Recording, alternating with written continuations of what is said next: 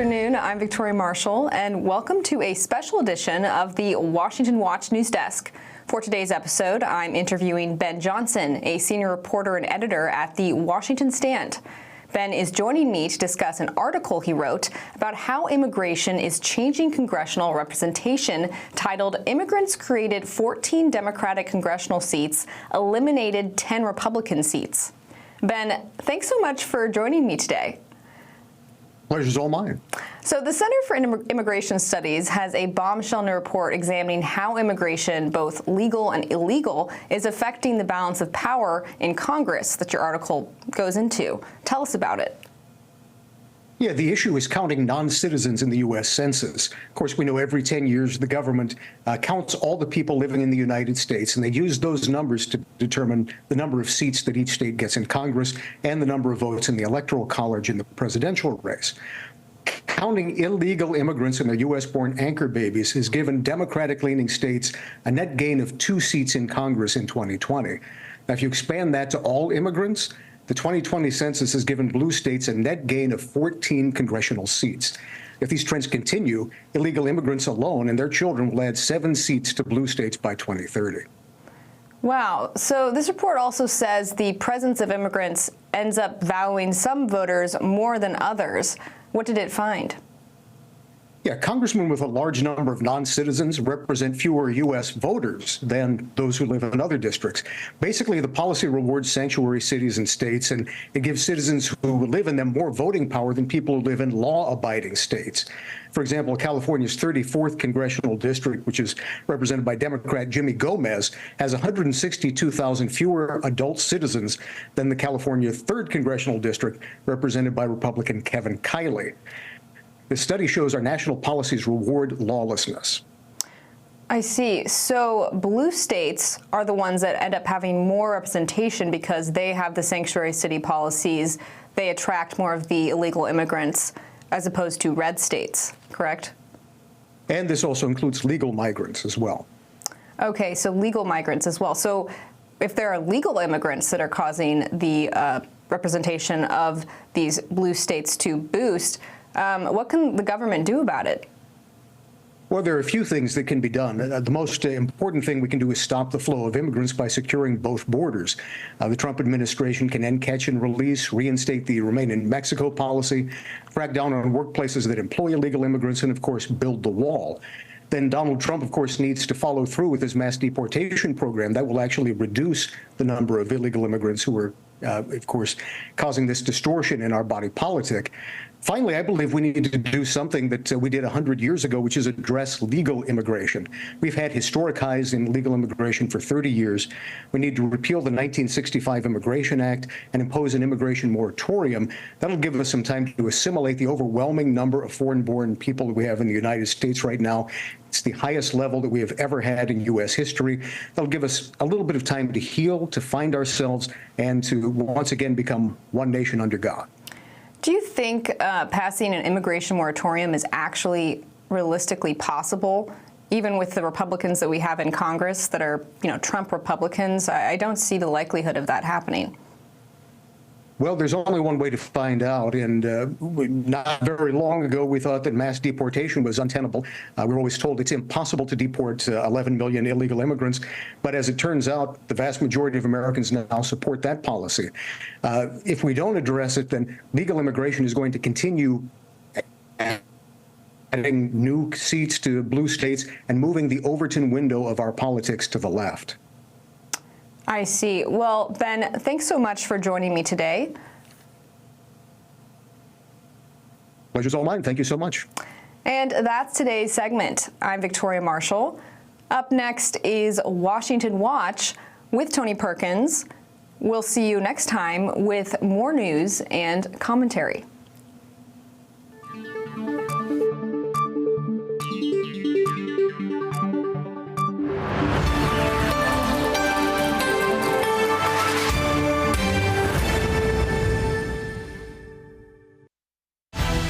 From the heart of our nation's capital in Washington, D.C., bringing compelling interviews, insightful analysis, taking you beyond the headlines and sound bites into conversations with our nation's leaders and newsmakers, all from a biblical worldview.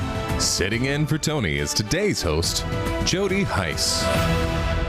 Well, good afternoon and welcome. Welcome to this Friday edition of Washington Watch. I am your Friday host, Jody Heiss. I'm the Senior Vice President here at the Family Research Council and President of FRC Action. What a week. What a week.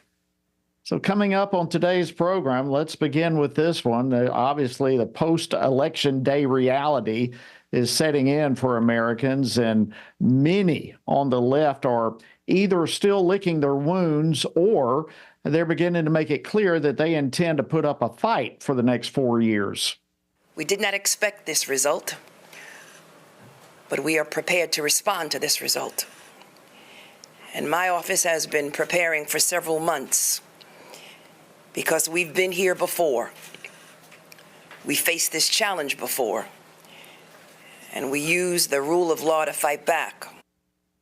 Well, that was New York Attorney General Letitia James, who is certainly one of those who is switching to defense after engaging in lawfare against now President-elect Donald Trump during the course of his campaign. And already some are saying that Trump is going to be involved in retribution against those who took him to court. But the real question is this retribution or is it justice? Well, stick around. We'll be discussing that as the program unfolds. And the result of this presidential election wasn't the only thing that was different about this election this time around. In many ways, Republicans, I think, learned from issues that plagued the 2020 election. They did a lot of work on the election integrity front, including a nationwide deployment of some 230,000 poll observers. And they dealt with literally hundreds of issues across the country on Election Day. We had, just a myriad of things in Arizona and Nevada, in other states. What you want to do is be there and demonstrate to these guys you're going to be there, and then they'll back off and they won't cheat. That's right. And we saw just literally hundreds of examples all across. That was Michael Whatley. He, of course, is the chairman of the Republican National Committee. That was during a Breitbart News Daily podcast yesterday. Well, while the left often accuses conservatives of voter suppression, it's really the conservatives who are working on voter protection. And we'll be unpacking more of this when I'm joined later in the program by Mike Berry from America First Policy Institute. Also on today's program, we'll give you a sneak preview at the latest installment of our Profiles in Leadership series. This time, Tony is going to be sitting down with an interview with Oklahoma Congressman Josh Perkins. So I met Tom Coburn running for the United States Senate, right. And it wasn't long before I was working for Tom Coburn. I helped him get elected along with many others that were part of his staff, and then became full-time staff with him, and really cut my teeth on a good man who was biblically accurate, constitutionally sound, and then a few years later I found myself making law. Well, if you want to hear more from that interview, and I know you do, stick around for the preview. It'll be coming up a little later in the program. And then to close out the program, not only for today, but for this week, I'll be joined by FRC's David Clausen for our Biblical Worldview segment. We, of course, will be discussing this week's headlines, and you can imagine what that will include, and how we as Christians should be thinking about them. So we've got a lot coming your way, a packed program as always. And don't forget our website, tonyperkins.com. Of course, there are tons of information there available for you, and we encourage you to check that out. And by the way, before we jump into the program today, we've had tons of people talk about the special Tuesday night election coverage. It was FRC's Pray Vote Stand Decision 2024. It was absolutely spectacular. If you missed it, you can still go watch some of it or all of it on the Stand Firm app, and I encourage you to do that. Certainly get the app if you haven't already. You can get it by simply texting the word app, APP, to 67742. All right, let's jump into our first item for the evening. Earlier today, Special Counsel Jack Smith asked a federal judge to put the pause button on his case against now President-elect Donald Trump. He wants his office to assess how to move forward. Well, his request was granted earlier this afternoon, and now Smith has until December 2nd to report back to the court. Meanwhile, some on the left are running with the narrative that was pushed, quite frankly, by Vice President Kamala Harris, that she had a to-do list and Trump has an enemies list. Well, the left will view any action that the president is engaged in lawfare against him as retribution. That's where all this is going. But is it retribution or is it justice? Well, joining me now to discuss this is Dr. Chris Gasick. He's a senior fellow for regulatory affairs here at the Family Research Council. Chris, thanks for joining me. Always great to have you. Good to be with you, Jody. Okay. So let's start off with a quick recap. I think that's the most appropriate place for us to begin. Tell us about the cases that have been leveled against Trump over the past 4 years. Right. So you have 2 federal cases and you have 2 state cases. Let's start with the federal cases. The first one is this the documents case down in Florida. The judge down there, probably a month or 2 ago, said that Jack Smith was inappropriately appointed to be a special counsel.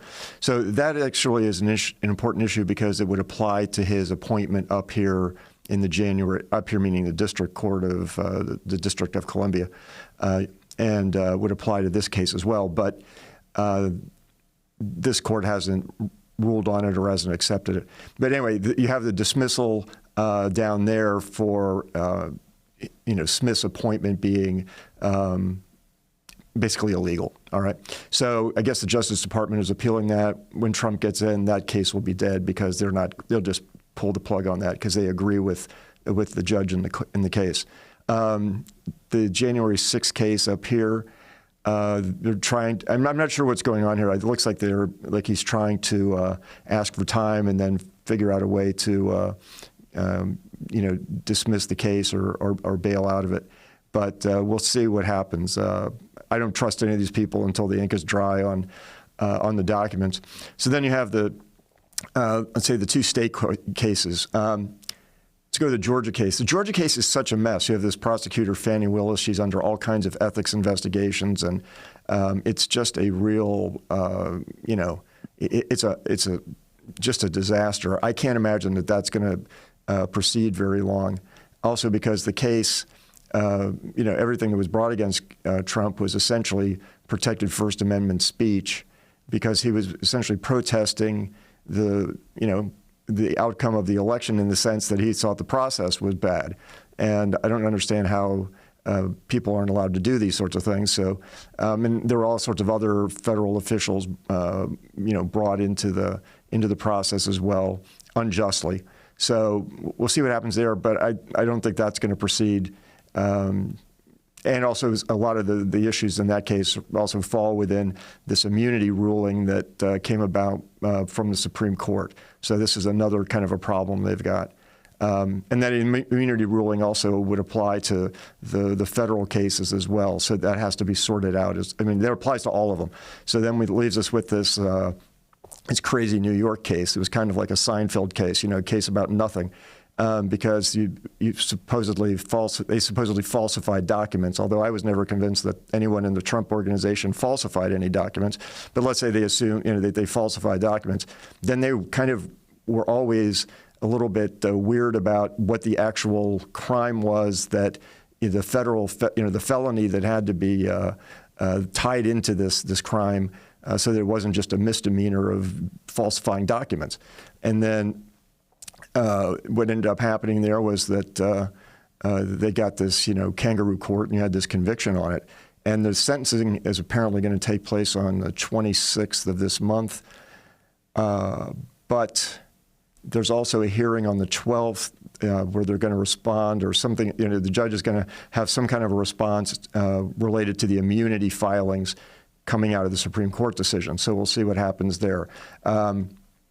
all of these cases seem to me to be just on infirm ground and are likely to be at some point tossed out. I think the one in New York, because you have this, the whole justice system is so intensely corrupt up there, and there are multiple cases of lawfare being waged against Trump, and this attorney general who's just sort of out of her mind, that they may try to pursue this thing and keep it going just to interfere with with the administration. And so go ahead, Jody. Yeah. So, I mean, you brought up the word lawfare. I mean, we hear that all the time, that this was lawfare, that it was all politically based and all that sort of stuff. Many think that's absolutely a fair assessment. So that comes down to the question I've posed a couple of times as I introed the program today. What are we talking about here, Chris? Is it retribution or is it justice? Has this been a politically based case of lawfare? What are we dealing with as Trump comes back in? And certainly there's going to be some discussion. Is this lawfare or retribution? Well, one of the things I would do, I mean, honestly, given the attitude of the Trump officials, I think they're very serious about this. And one of the things that's going to happen is if they don't bail out of these things, I still think it's going to happen anyway. But there is a federal statute. It's 18 U.S.C. 241. It's called a conspiracy to deny civil rights. And I could easily imagine the new Justice Department and starting to look at this sort of coordinated effort to attack him legally on all these different sorts of issues and coordinating with it. I mean, we know that Fani Willis's boyfriend went up to the White House and charged, he billed time to go and talk to the White House counsel.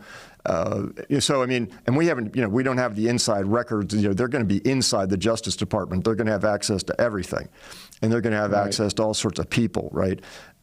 So, if we want to go down this route, and that's federal crime, that's justice. That's not retribution. This should not have been happening. In fact, the one that really has always rankled me the worst is the documents case down in Florida, because any president is going to have probably, 1 million documents, and there's a lot to do to sort this out. You get these things, you bring them down to some location, and there may be classified documents there. I think that whole thing was set up from the beginning, and it was just a pretty detestable thing. And it also is one of these things that is a scorched earth policy. Was that so? Now, what are we going to? Every president's going to be afraid of taking documents, for their presidential libraries for fear of being subject to some whimsical prosecution by the next administration that doesn't like you. So. This is a very serious thing. But let me just say, it's not about Trump, right? It's about systemic injustice. And this is where this whole conspiracy, what I just mentioned, conspiracy to design civil rights comes in. Remember, there are odd things going on all the time over there, like swatting, a person protesting outside an abortion facility. Nobody had ever done that kind of stuff before. You just sort of send them, you tell them, show up at the courthouse and we're going to, arraign you, right? Or, come down to, I mean, there's all these sorts of things that happen that are just. Well, it ultimately all comes down to the rule of law. Yes. And that's what has to be protected. And it's not just what happened to Trump. I mean, we have issues on the border taking place, the DOJ, the FBI, all sorts of things that are going to have to be. Is the law being equally applied Gase, between parties? That's the main thing. And it wasn't. Chris Gasick, FRC's Senior Fellow for Regulatory Affairs, thank you so much for joining us. All right, friends, coming up after the break, it was a major victory, but what about election integrity? We'll talk about that after the break. Stay tuned. Let's not be discouraged. Don't lose heart. Don't lose the faith. Stand now strong, because the Lord has given us the great privilege of living in a time when our choices matter, when our lives matter, when our courage matters. So let's stand together and save this great country. God bless the United States of America. The American Republic has a freedom like no other. It has roots in the Scriptures, far more than any other heritage. And if we as followers of Jesus and conservatives don't defend it, who will? Neutrality is not an option. There are many Christians who believe that if we just keep our heads down, if we just don't say the wrong thing, that somehow we will come out of this unscathed. You're naive if you think that, because what they want from us is not our silence. What they want from us is our submission. Part of the dilemma of Christianity in our generation is that we've relied a little too much on human wisdom and human reasoning, human strength, human resource, and we've relied too little on the power of God and God's ability to open doors that we can't open and do things that we couldn't even hope to begin to do. This may not be an easy task, but we are living in a moment of challenge, but also of great opportunity. And we know always that we are not alone, that His Spirit empowers us and protects us, and that He can do the unimaginable. Dobbs, after all, was never supposed to happen. Father, we thank you.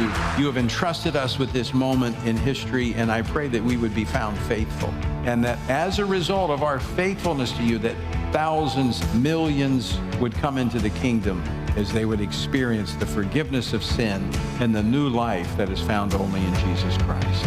Amen.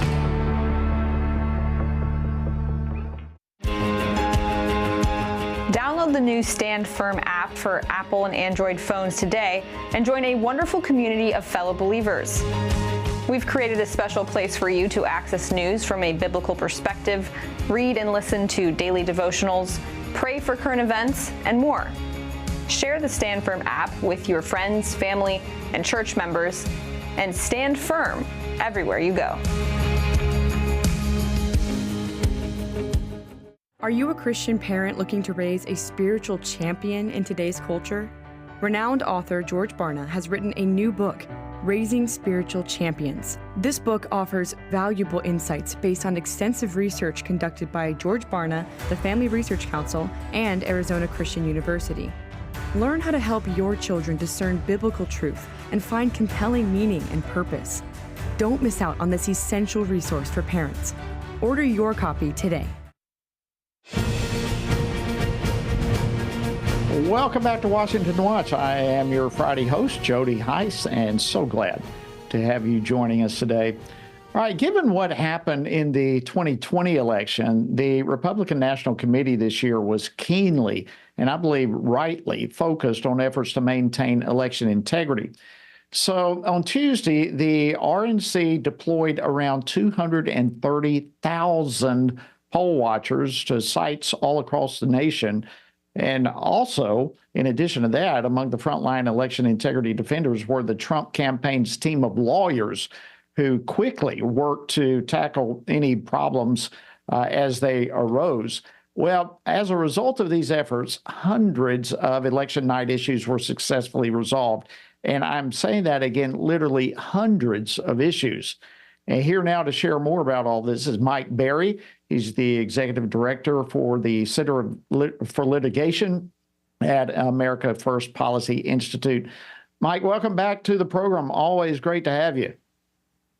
It's great to be back with you. Thanks for having me. All right. So listen, it was amazing what was accomplished. Give us an overall valuation from your perspective on how things went Tuesday, specifically as it relates to election integrity. Well, I'll sort of give people an inside view of what was happening at AFPI's Center for Litigation. In the weeks leading up to November 5th, one of the things that we did was looked at all the cases that we currently had and essentially wanted to put them into a holding pattern because we wanted to clear the decks and ensure we had sufficient bandwidth and capacity to handle whatever the issues that might arise on November 5th and possibly even 1 week, 2 weeks, even 3 or 4 weeks after November 5th, because we just weren't sure whether this was going to end up in a contested election, whether there were going to be flare-ups in some of the usual hotspots around the country. And so as the results began to come in on the evening of November 5th, I mean, first of all, the victory in itself is nothing short of remarkable. But second, the fact that we knew relatively early on that this was going to be a win and that it wasn't going to be contested, that President Trump was going to essentially win both the popular vote and the Electoral College in a landslide is just nothing short of remarkable and amazing. And to your point, Jody, hats off to his campaign, hats off to the RNC and the RNLA, the Republican National Lawyers Association. They were ready. We vowed that we cannot let what happened in 2020 happen again.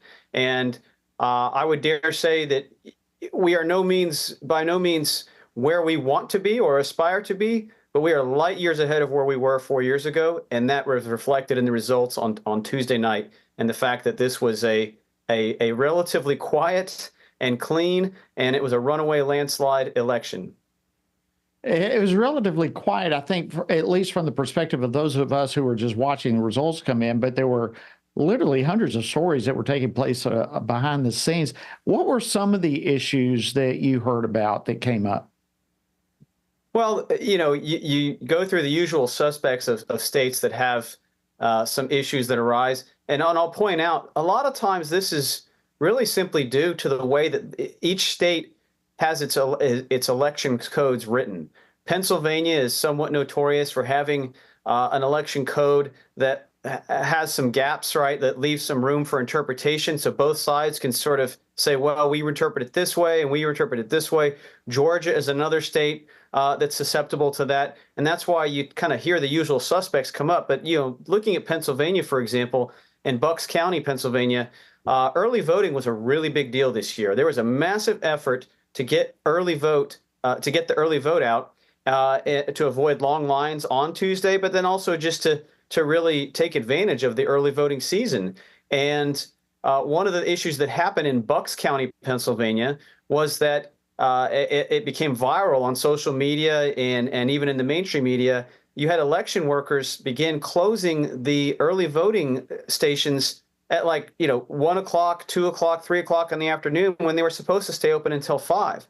And when asked, why are you closing the election places, they said, well, we're worried that we won't be able to handle all of the ballots that we'll have to process through early voting. And the way Pennsylvania does it, again, it's kind of weird. You stand in line, and then you get essentially what's called an on-demand mail-in ballot. Then you fill it out, and then you mail it in, and that's how they do early voting in Pennsylvania.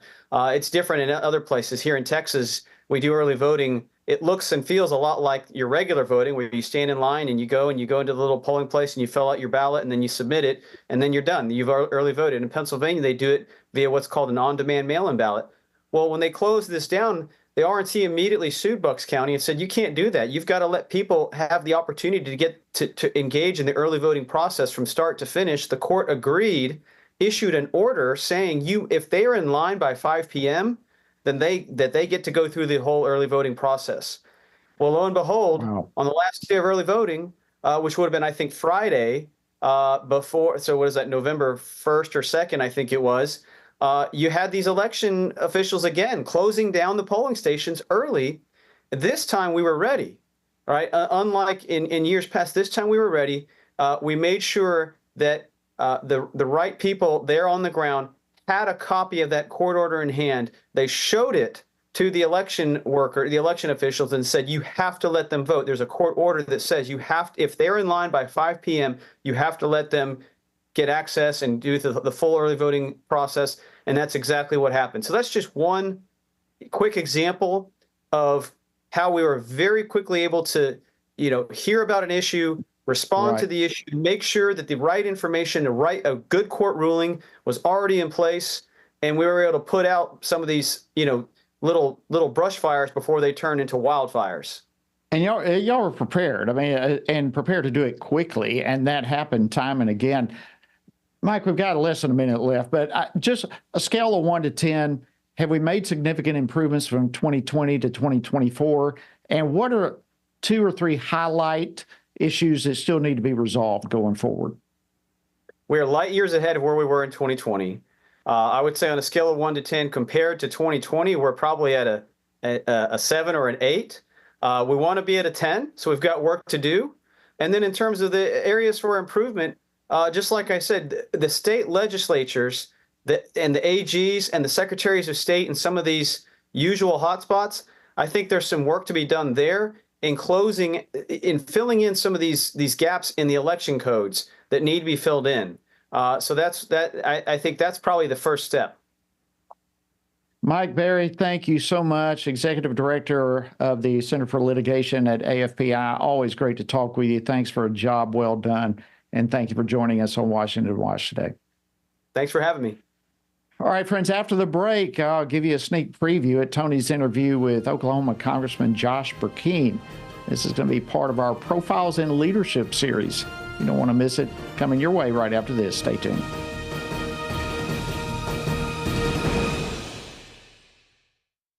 Everything we do begins as an idea. Before there can be acts of courage, there must be the belief that some things are worth sacrificing for. Before there can be marriage, there is the idea that man should not be alone. Before there was freedom, there was the idea that individuals are created equal. It's true that all ideas have consequences, but we're less aware that all consequences are the fruit of ideas. Before there was murder, there was hate. Before there was a Holocaust, there was the belief by some people that other people are undesirable. Our beliefs determine our behavior, and our beliefs about life's biggest questions determine our worldview. Where did I come from? Who decides what is right and wrong? What happens when I die? Our answers to these questions explain why people see the world so differently. Debates about abortion are really disagreements about where life gets its value. Debates over sexuality and gender and marriage are really disagreements about whether the rules are made by us or for us. What we think of as political debates are often much more than that. They're disagreements about the purpose of our lives and the source of truth. As Christians, our goal must be to think biblically about everything. Our goal is to help you see beyond red and blue, left and right, to see the battle of ideas at the root of it all. Our goal is to equip Christians with a biblical worldview and help them advance and defend the faith in their families, communities, and the public square. Cultural renewal doesn't begin with campaigns and elections. It begins with individuals turning from lies to truth. But that won't happen if people can't recognize a lie and don't believe truth exists. We want to help you see the spiritual war behind the political war, the truth claims behind the press release, and the forest from the trees.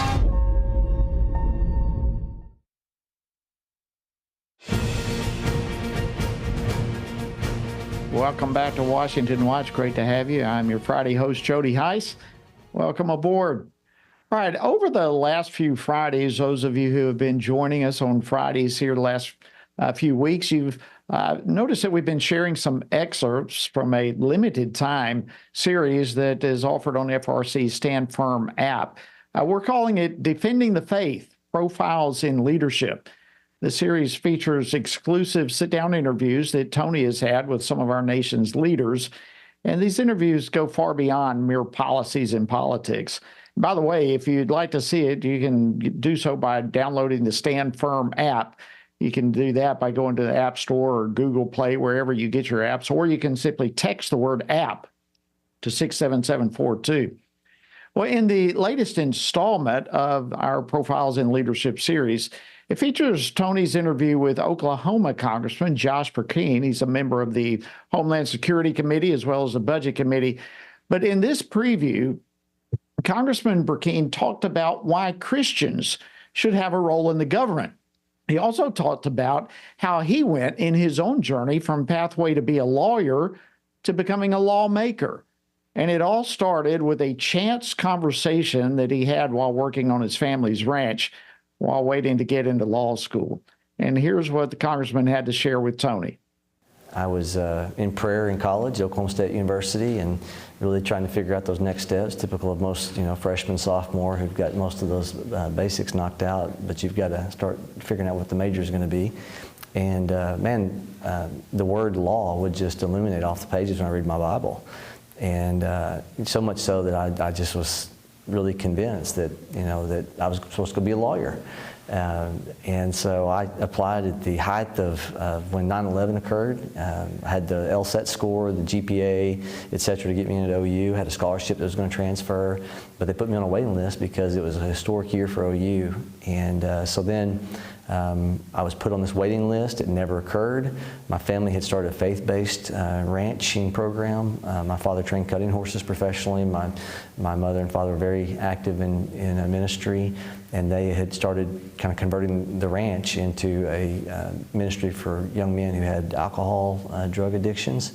And so I prayerfully felt led to, in this limbo season, stay there until I got a reply basically from what was going to happen on law school.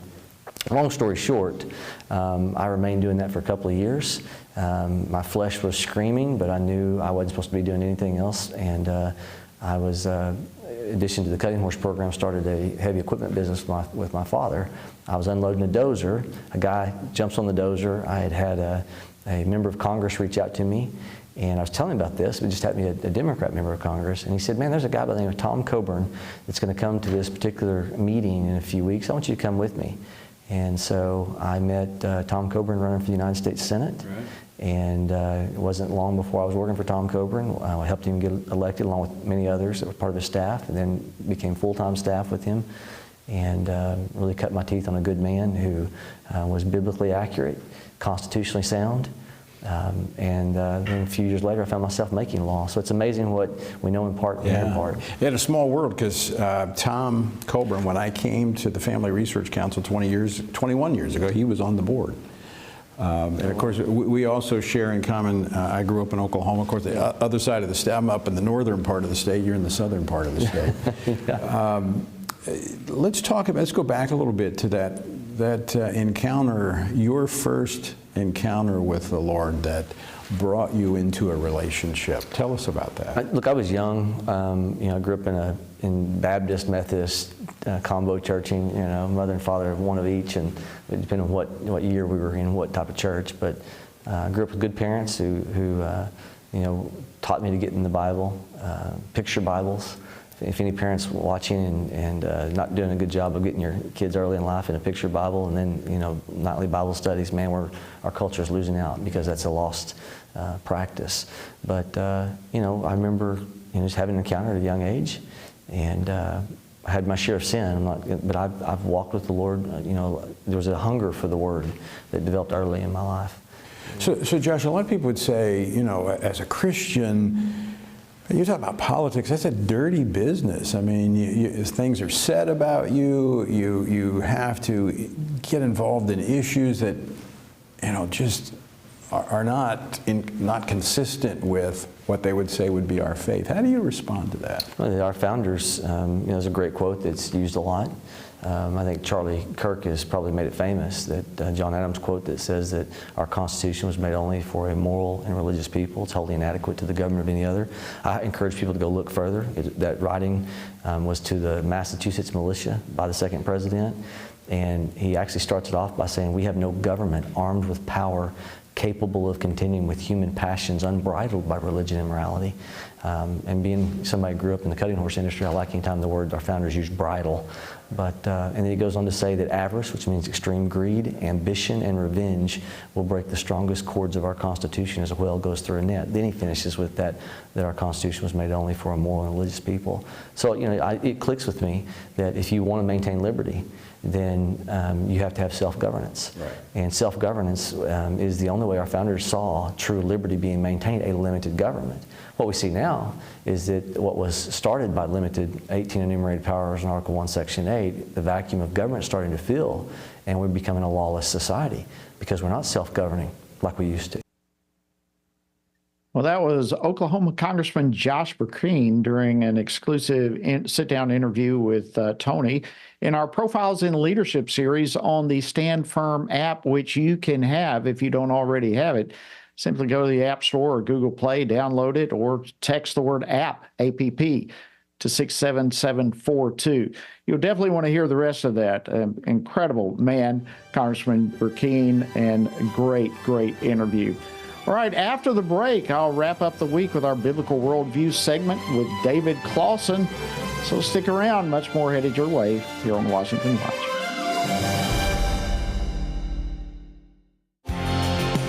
Jesus said in John 15, "These things I've spoken to you, that my joy may remain in you, and that your joy may be full."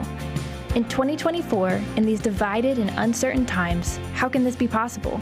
By abiding in Him through His Word. At Family Research Council, we want to help you do that, which is the reason for the Stand on the Word Bible reading plan. In just 10 to 15 minutes each day, you will have read the entire Bible in just 2 years. But more importantly, you will be abiding in Him daily. Find our Bible reading plan at frc.org/Bible. and join Tony Perkins each weekday for a 10-minute devotional inspired by the daily reading and designed to encourage you on this journey through the Bible. Listen on Apple Podcast, Spotify, and YouTube. And remember, the grass withers and the flower fades, but the word of our God will stand forever.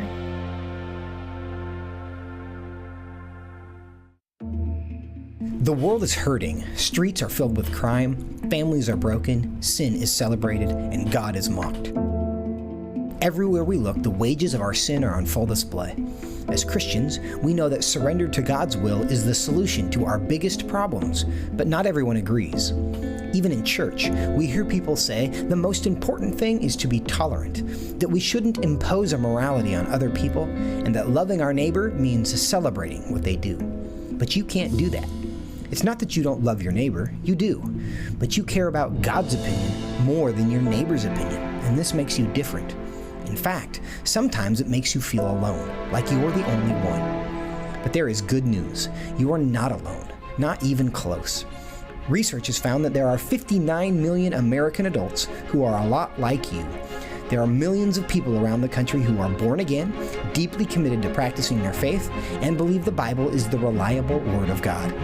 But that's not all. They're also engaged in our government. They're voters. They're more likely to be involved in their community, and they're making a difference in elections.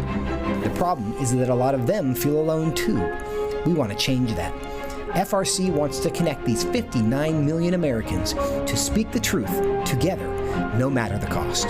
If you want to learn more about this group and what it means to be a spiritually active, governance-engaged conservative, or if you want to find out if you are one of these SageCons yourself, go to frc.org/SageCon and take the quiz to find out. The world is hurting, and we have the solution. We can't do it alone, but we can do it if we work together. That's what we're working toward every day. Join us. Go to frc.org/SAGECON, SageCon, to learn more.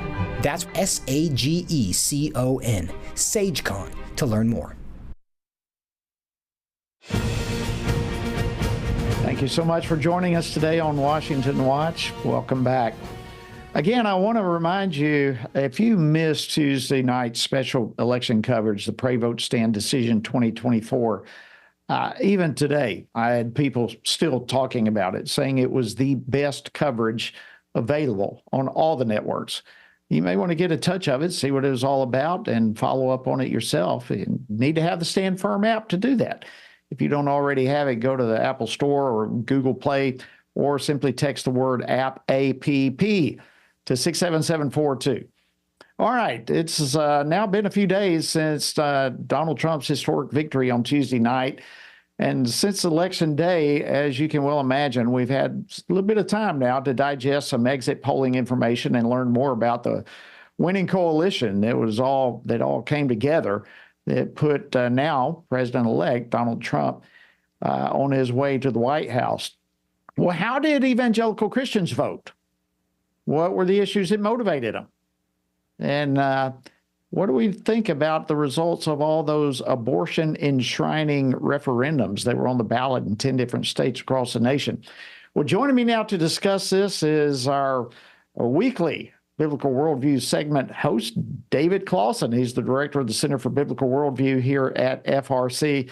David, thanks for joining me. Always great to have you. Hey, great to be with you again, Jody. What a week. Where do we start? Let's start with the big news. How about Election Day results? In terms of Christian voting behavior in particular, what do we know at this point in terms of how evangelical Christians voted? Yeah, we have a lot of exit polls, Jody, that have come out. Ones that I've seen that have seemed to be pretty extensive would be CNN as well as the Washington Post. And I actually pulled the statistics. And again, I find all this really interesting, but it's understandable given the way the campaigns kind of unfolded, given the issues that were stressed. So let me just give you the numbers and then we can talk about it, Jody. But as far as the exit polling when it comes to white evangelicals or those who are born again, 82% cast their ballots for President-elect Trump compared to 17% for Kamala Harris. Those numbers are exactly the same numbers appear in the Washington Post exit polls, which again, tens of thousands of people were polled. What's interesting is those who had no religious affiliation, it's almost the complete mere opposite of that. 71% with no religious affiliation backed the vice president. And then when it comes just to Protestants at large, Jody, in the CNN exit polls, 63% of Protestants backed the former president, 58% of Roman Catholics. And then when you look at what Harris polled, it was 36% of Protestants kind of writ large and 40% Catholic, which was a major decrease. Joe Biden actually 4 years ago won the Catholic vote. So just to summarize that, Jody, evangelicals in particular, but Protestants at large, as well as Catholics, really overwhelmingly supported Donald Trump in his quest to return to the White House. Wow. Anything in there that surprises you at all? You mentioned the Catholics. What stands out the most to you? I think that stood out to me, specifically looking at the religious demographics. What I think was really revealing, actually, was married women versus unmarried women. So this isn't religious demographics, but just looking at it for sex. With married women, Donald Trump received 51% of the vote.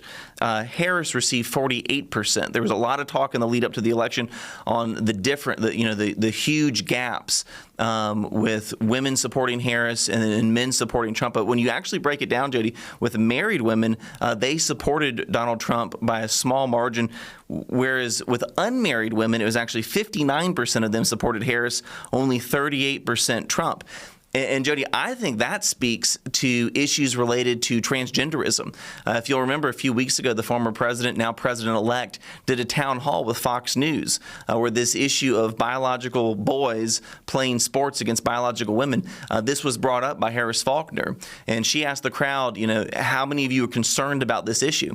And so, and every hand went up. So married women, many of whom have children, not overwhelmingly, but by a majority of them did support Donald Trump. And I think, again, Jody, that speaks to the issues, specifically issues related to family and issues related to this whole transgender moral revolution. Yeah, these are really interesting numbers. You can start digging into all this and just never come up for air. There's so much interesting information to glean from it all. But what do you think? I guess maybe a 30,000-foot view. What do you think contributed to some of these results, specifically the evangelicals who voted for Donald Trump? What was it that led them to go to him, or was it something that led them away from Vice President Harris? Yeah, Jody, 8 years ago in 2016, everyone talked about how 81% of white evangelicals supported Donald Trump. And really, a lot of the elites kind of used that number to kind of talk about, the concessions and, really use it to talk about how white evangelicals weren't standing up for Christian values and that they shouldn't have done this. Well, 8 years later, it shows that those attacks on white evangelical Christians, they didn't resonate. They were ignored. The so-called elite were ignored. And I think it's easy to see why. Over the last 4 years with the Biden-Harris administration, we have never seen a presidential administration become so energetic in their support for abortion. And Jody, here at FRC, we've talked lamentably about how the Republican Party over the summer walked back some of their historic support for the life issue. Nonetheless, there was still a clear contrast on this issue. Kamala Harris just weeks ago was asked, is there any concessions that you would make when it comes to abortion, even with religious exemptions? And she said, I can't think of anything. I don't make concessions on a fundamental right.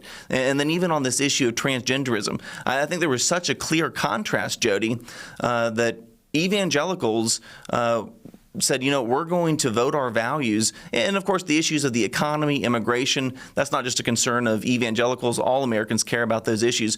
But on the social conservative issues, I don't think there's an election in my lifetime, Jody, where the contrast was so clear And evangelicals said, we're going to go with Donald Trump because, in large part, I think, because of how extreme Kamala Harris was on issues that we, as Christians, believe are issues the Bible informs how we should think about them.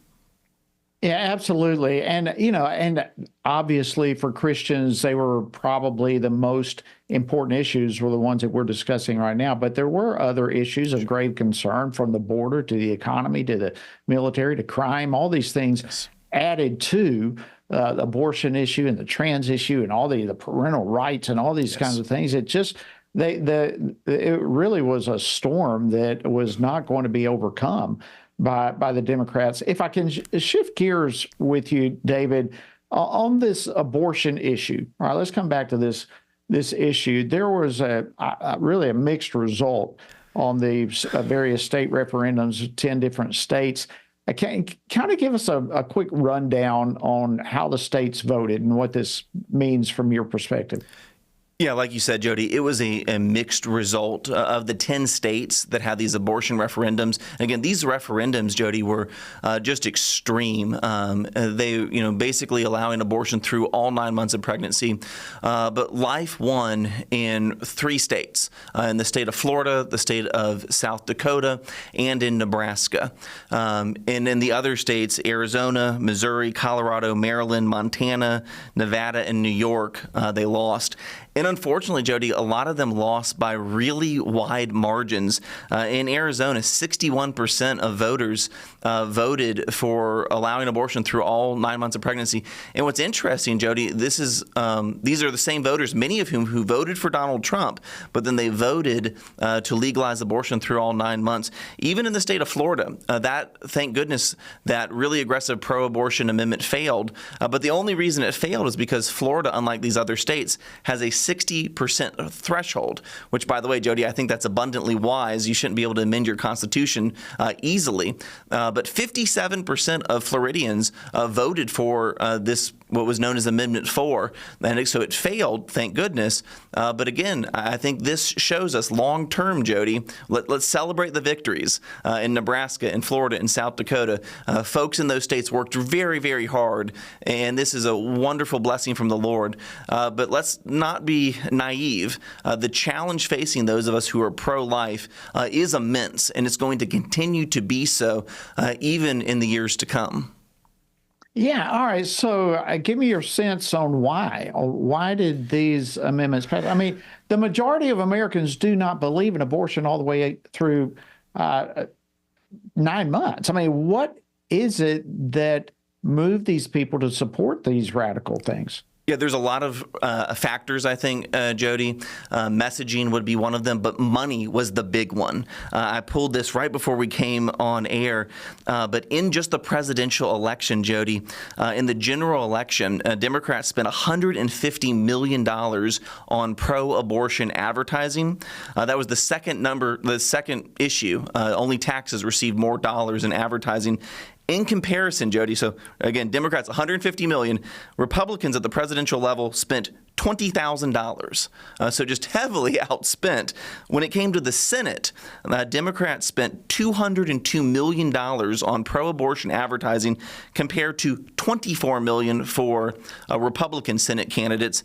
And in the House, it's almost laughable how these numbers, Jody, it's horrifying, but Democrats spent $219 million running pro-abortion advertising, $219 million, compared to Republicans who ran $8.6 million worth of advertising. Realize, Jody, 47% of advertising for House races for the Democrats were on pro-abortion advertising. You add all those numbers up, it's $500 million from the presidential, House, and Senate races on pro-abortion advertising. And almost all of that advertising was deceptive. It was not honest. It was fear-mongering. And so you can do a lot with $500 million. And again, we were outgunned, we were outmanned, and yet we still got wins in those 3 states, which let's be grateful for. But realize, Jody, like I said a moment ago, this issue's not going away, and we're going to have to get better with our messaging, with being more strategic, and helping our fellow Americans see the unborn child as someone who's made in God's image, who has value and dignity.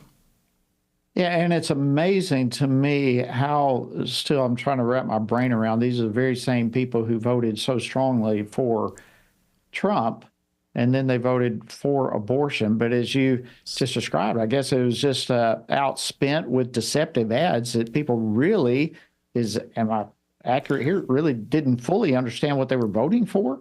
I think that probably explains some of it, Jody. But I think just, again, you and I and folks like us are committed pro-life Christians because God's word informs our worldview. We also need to realize, though, there are more Americans that are pro-abortion than I think we would have ever imagined.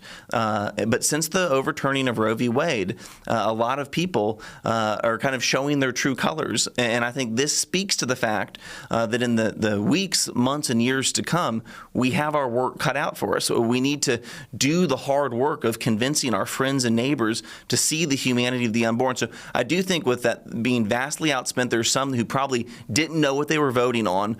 But in the same breath, Jody, I do think there's more Americans that are lean in a pro-abortion direction than maybe we would have cared to admit just a couple years ago. Yeah, and not just leaning. I mean, leaning in the direction of abortion for any reason, all the way up to the moment of birth. It's stunning. All right, our time's slipping away here, David. Over the last few weeks, we've talked a good bit about just how radical Kamala Harris is on abortion. Well, you recently wrote a piece that is actually out today on the Washington Stand, and you called it Undeserved Mercy. I love that. Undeserved mercy that she was not elected. And you said that in the context of our discussion right here, in the context of abortion. Elaborate a little bit on what you meant there. Yeah, Jody, I think, what I've noticed over the last couple of days since the election results, that there's, a lot of pastors, a lot of Christians who are, they voted for Trump. They were excited to see him win. But they're, making all these qualifiers. I just want to say to those Christians, it's okay to be grateful. It's okay to acknowledge God's good gift.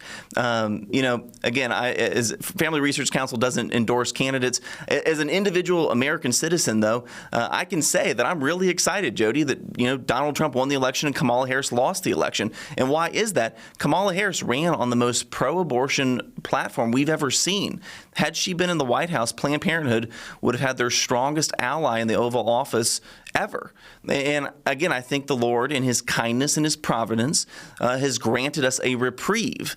You're not going to have HHS or the DOJ or the Department of Defense cramming down these radical pro-abortion policies on all Americans. And I think this is a time for us to be grateful. Again, as Christians, we have a perspective, Jody. We realize none of our wins are permanent, and also none of our losses are ever permanent. Part of a biblical worldview is it gives us perspective. But I think it's okay for Christians to realize this is an undeserved mercy. We don't deserve godly leaders, and we're not going to endorse everything Donald Trump says and does, but we can recognize we're going to get, as pro-lifers, we will likely get a reprieve from what we've experienced over the last 4 years, and we should be grateful for that, Jody. Absolutely. And this is, I look at it as really even more than a reprieve. It's like a window of mercy and grace that God has given us, and one that we must humbly respond to appropriately and steward it properly. This is the time for the church and believers to step up and get engaged and not just sit back and say, oh, it's going to be good for 4 years. Let's just go about our business. No, we're still in a very serious battle. David Clausen, Director of FRC's Center for Biblical Worldview, thank you so much, as always, for joining me for this Biblical Worldview segment on Friday afternoons. We appreciate it. Thank you, Jody. God bless. God bless you as well. All right, friends, hope you have a fantastic weekend. Thank you for joining us this week and today on Washington Watch. We'll see you next week. God bless. Washington Watch with Tony Perkins is brought to you by Family Research Council and is entirely listener-supported. Portions of the show discussing candidates are brought to you by Family Research Council Action. For more information on anything you heard today, or to find out how you can partner with us in our ongoing efforts to promote faith, family, and freedom, visit TonyPerkins.com.